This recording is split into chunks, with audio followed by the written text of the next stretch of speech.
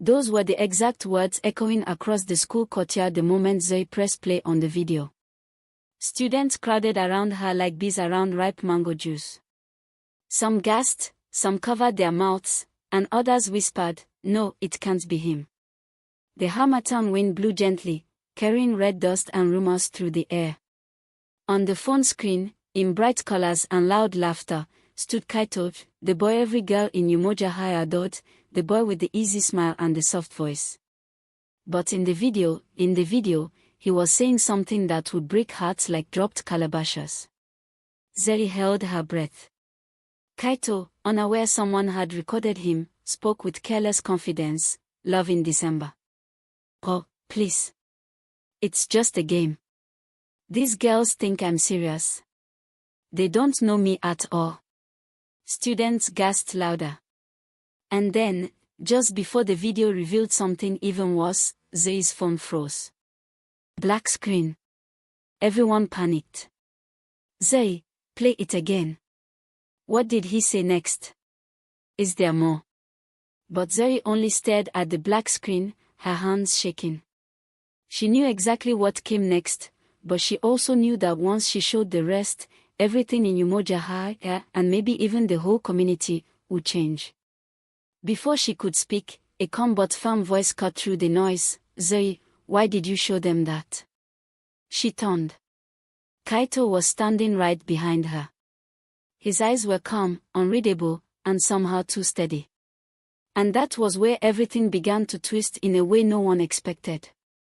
It had all started 2 weeks earlier, long before December carried its usual excitement: weddings, village carnivals, concerts, and the famous Umoja Lantern Festival. Zuri had always been a quiet girl. Not shy, just the kind who spoke more with actions than with words.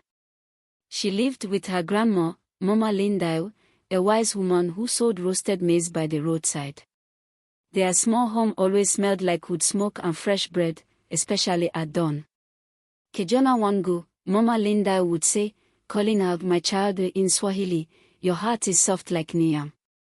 Guard it well." Zuri always laughed. "Mama, nobody is trying to steal my heart."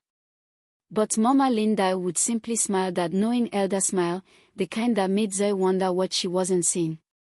At school, Zuri loved filming things: birthday surprises, talent shows, jokes, even birds flying in groups above the football field.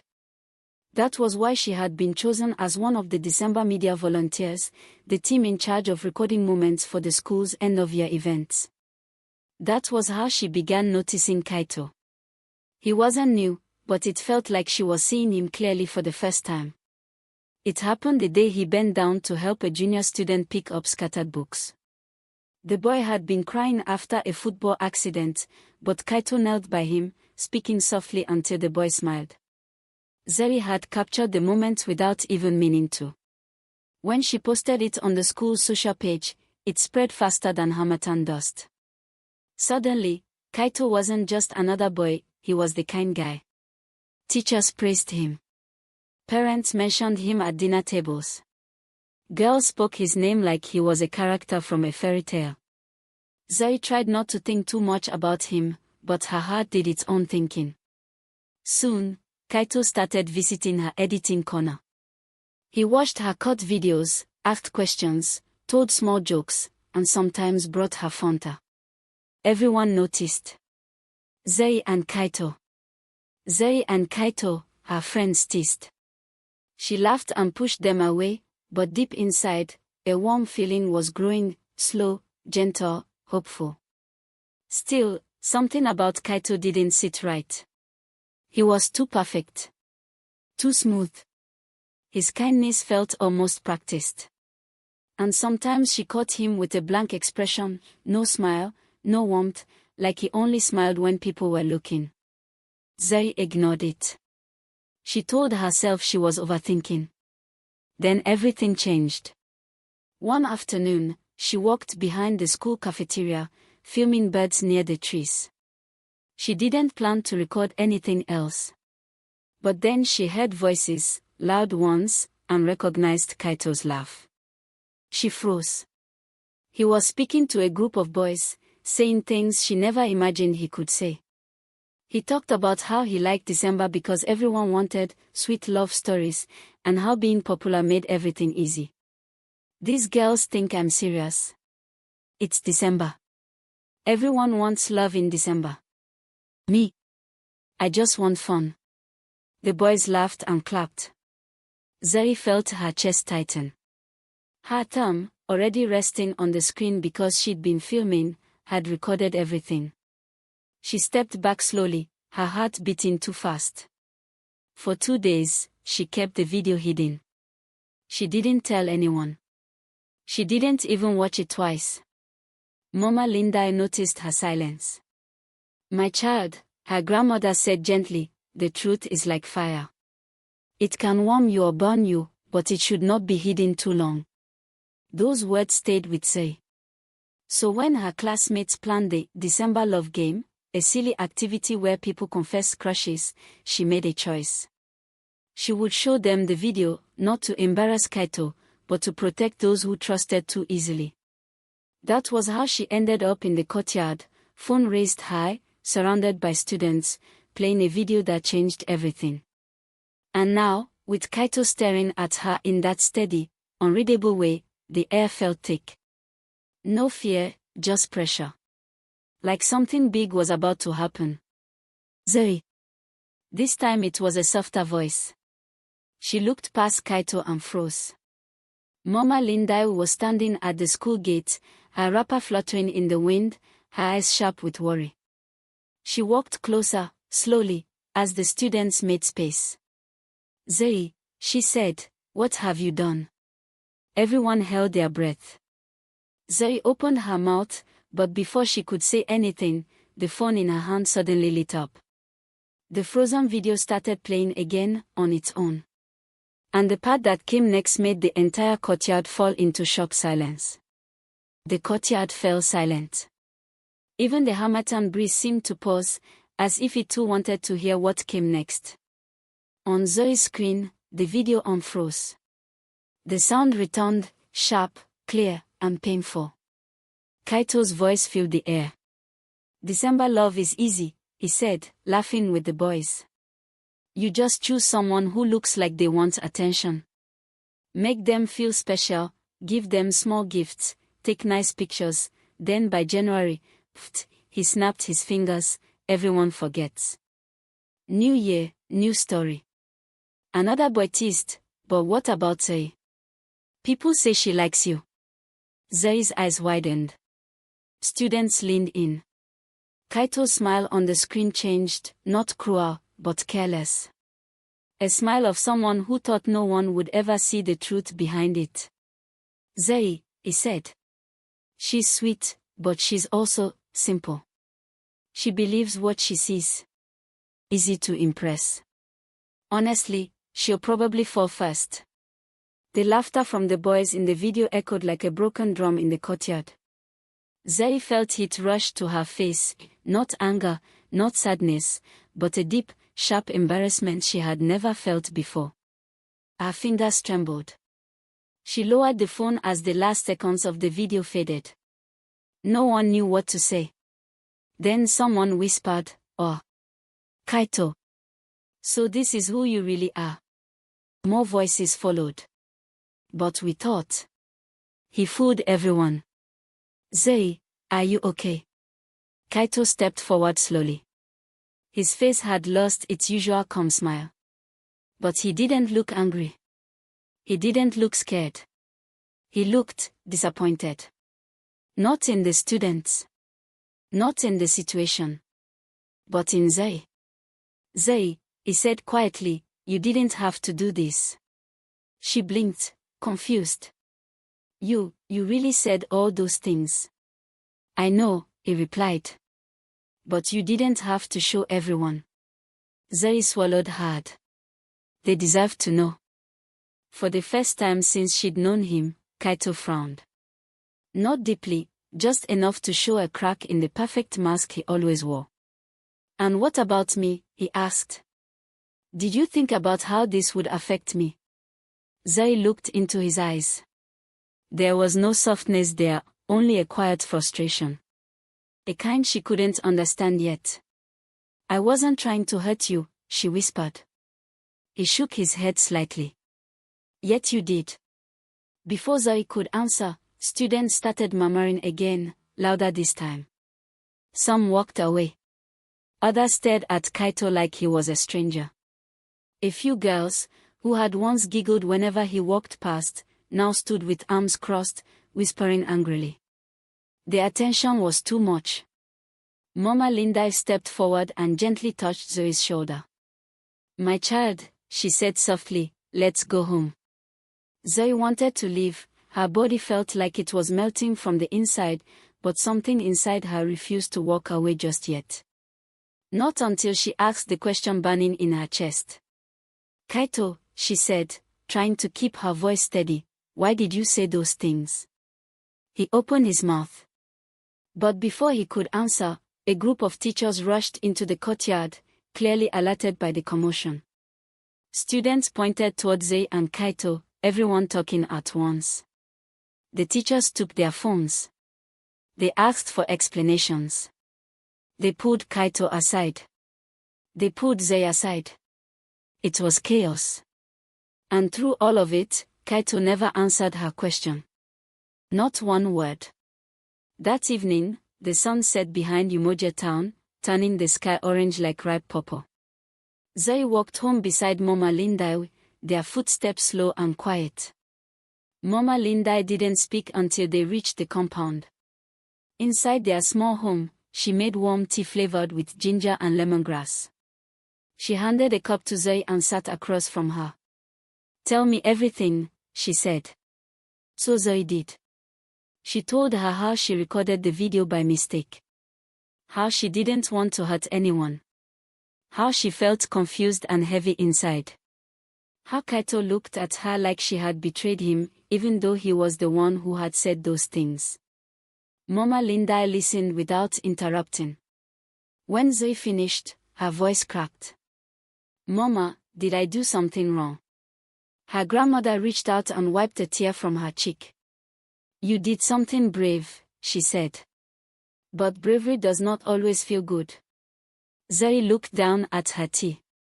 I liked him, she whispered. And everything he said, it made me feel foolish. Mama Linda nodded knowingly. That is the danger of December love. Zuri frowned. December love. Her grandmother leaned back, looking at her with wise eyes. In our community, December is a sweet month. People are excited. They forget their worries. They want stories, company, attention. But sometimes, some people pretend. They shine like gold in the sun, but when January comes, their shine fades. Zuri stayed quiet. Those words sank into her heart slowly. But listen to me very well, Mama Lindai continued. Someone else's lies do not make you foolish. Your kindness is not a weakness. And your heart, soft as it is not something to be ashamed of. Zuri breathed out slowly. I just wish, she said softly, that he understood why I had to show them. He will, Mama Lindai replied. One day. Zuri wasn't sure. The next morning at school felt strange. Students whispered when she walked past. Some patted her back. Some avoided her. Some wanted to see the video again, but she refused every time. Kaito wasn't in class. By break time, rumors spread that the teachers had called his parents in for a meeting. No one knew if he was in trouble or if he was simply avoiding everyone. Zuri sat alone under the big almond tree outside the library. She opened her notebook and tried to draw, but her hands felt heavy. A shadow fell over her. She looked up. It wasn't Kaito. It was Ao, one of the boys who had been laughing in the video. He stood awkwardly, scratching the back of his neck. Oh, can I sit? Zuri nodded slowly. He sat down beside her, sighing. For a long moment, he didn't speak. Then, I'm sorry. She blinked. For what? For everything, he said. For laughing that day. For not saying anything when Kaito talked like that. For being part of it. Zuri stared at him, surprised. He continued, Kaito, he's not bad. Not really. But he likes attention. And sometimes he tries too hard to impress people. I don't think he meant to hurt you. Zuri looked away. But he did. Ao nodded quietly. Yeah. I know. Silence stretched between them. Then Ao said something unexpected. Kaito wants to talk to you. Zuri's head snapped up. What? He's in the music room, Ao said. He didn't come to class because everything got too messy. He said he needs to explain something before things get worse. Zuri felt her heartbeat quicken. Please, Ao added. Just hear him out. She hesitated. Her heart felt unsure, nervous, but curious. After a long moment, she stood up. Okay, she said softly. I'll go. And together, they began walking toward the music room, a quiet building behind the assembly hall, where secrets always seemed to wait. But as Zuri took one step closer, she had no idea that what Kaito wanted to tell her would change the entire story of December and reveal truths far bigger than she imagined. The walk to the music room felt longer than usual. The school grounds were quiet, too quiet, as if all the noise of day had stepped aside to let something important happen. Zuri's palms were damp, her heartbeat unsure, and the December heat pressed gently on her skin. Ao walked beside her without saying a word. When they reached the door of the music room, he stopped. He's inside, Ao said. I'll wait out here. Zuri nodded slowly. She took a deep breath, then pushed the door open. Inside, the room was dim but warm. Soft sunlight slipped in through the half-closed curtains, painting thin golden lines on the tiled floor. Instruments lay scattered around, a talking drum in one corner, a guitar leaning against the wall, and sheets of music on the table. Kaito stood with his back to her, strumming the guitar strings softly, not playing a tune, just releasing sounds, like his fingers were thinking out loud. Kaito, Zuri said quietly. He stopped playing. The silence that followed was heavy. Then he turned around. His eyes were tired. Really tired, like he hadn't slept. But there was something else in them, not anger, not pride, not the smooth shine he used to carry everywhere. Something softer. Something unsure. Zuri, he said. For a moment, they just looked at each other. Two people suddenly stripped of every mask, every rumor, every assumption. Then Kaito put the guitar down and walked forward. I owe you an explanation. Zuri swallowed. I'm listening. He rubbed the back of his neck, searching for the right words. First. I'm sorry, he said. I'm really, really sorry. What I said in that video, it was stupid. And careless. And hurtful. I didn't think anyone would hear it, and I definitely didn't think you would. Zuri's chest tightened. Then why say it at all? She asked. He sighed. Because, sometimes I pretend. She frowned. Pretend. Kaito nodded. People expect me to be this perfect boy. The kind one. The helpful one. The one everyone likes. And I liked being liked. It felt good at first. But after some time, it felt like I was acting all the time. He paused, voice low. So when I'm with the boys, I act differently. Stupidly. I say things I don't mean just to look cool. Zuri blinked. But why talk about December love like that? Kaito looked away. Because I was embarrassed, he admitted. Embarrassed that I didn't know how to deal with real feelings. Embarrassed that people assumed I liked certain girls. Embarrassed that He stopped. Zuri waited. Kaito sighed again and forced the words out.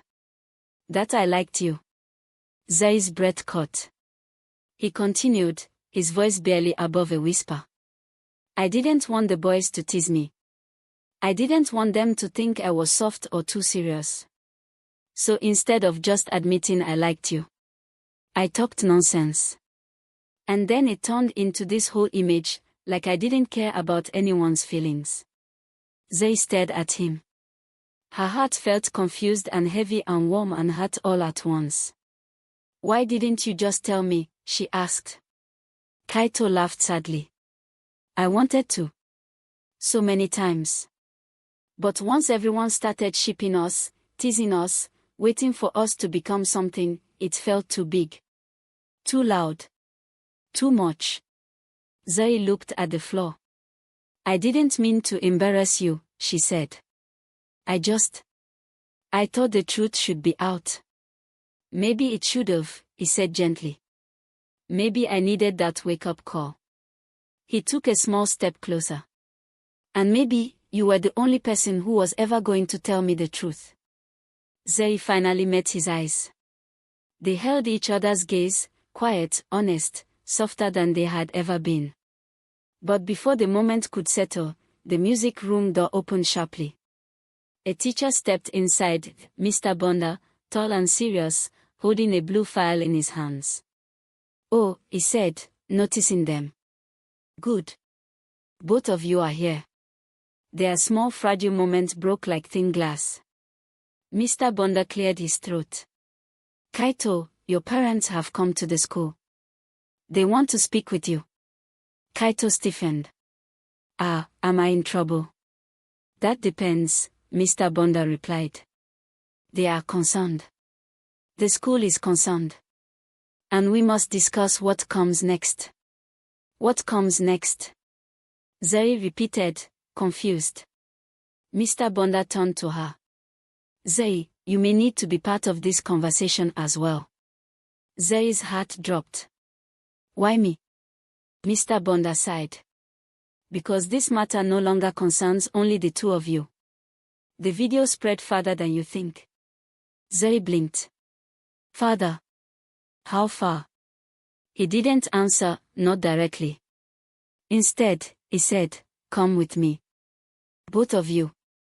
Kaito cast her a worried glance. Zuri nodded, though her stomach twisted. They followed the teacher to the main office. The hallways felt colder, the footsteps louder. Students whispered as they passed, but no one dared speak to them directly. When they reached the office area, Zuri froze. Standing near the principal's door were two adults who looked too familiar. One was Kaito's mother, stern but elegant, her handbag clutched tightly. The other was Zuri's uncle, Bobatemi, a man who rarely visited the school unless something serious had happened. You're late, Kaito's mother said sharply. Kaito lowered his head. Sorry, Mama. Bobatemi turned to Zuri, concern on his face. Zuri, what is going on? She opened her mouth to answer, but the principal stepped out of her office before she could speak. Come in, Principal Injeri said. All of you. Zuri and Kaito walked in together, their parents behind them, Mr. Bonda following last. The door closed. The room felt too quiet, too heavy. Principal Injeri placed a tablet on the table. Before we begin, she said, you all need to see this. She tapped the screen. A video began to play. Not the original one. A different one. A remix, faster, edited, filled with dramatic background music. Someone had taken Zuri's recording and turned it into a trending video titled, Watch This Before You Fall in Love This December, Umoja Expose. Zuri gasped. The video had thousands of views already. Thousands. Kaito's mother pressed a hand to her forehead. Bobatemi looked at Zuri in disbelief. Kaito sank into a chair. Principal Injeri folded her arms. This, she said, is no longer just a school matter. Zuri felt her heartbeat hammering. What does that mean? She whispered. Principal Injeri looked at her, calm but serious. It means you both have to decide how you want this story to end. Zuri and Kaito turned toward each other, eyes wide with the same realization. This wasn't just about a video anymore. This was about truth, consequences, forgiveness, and the kind of story their December would become. And the next words they spoke, the next choices they made, would shape everything.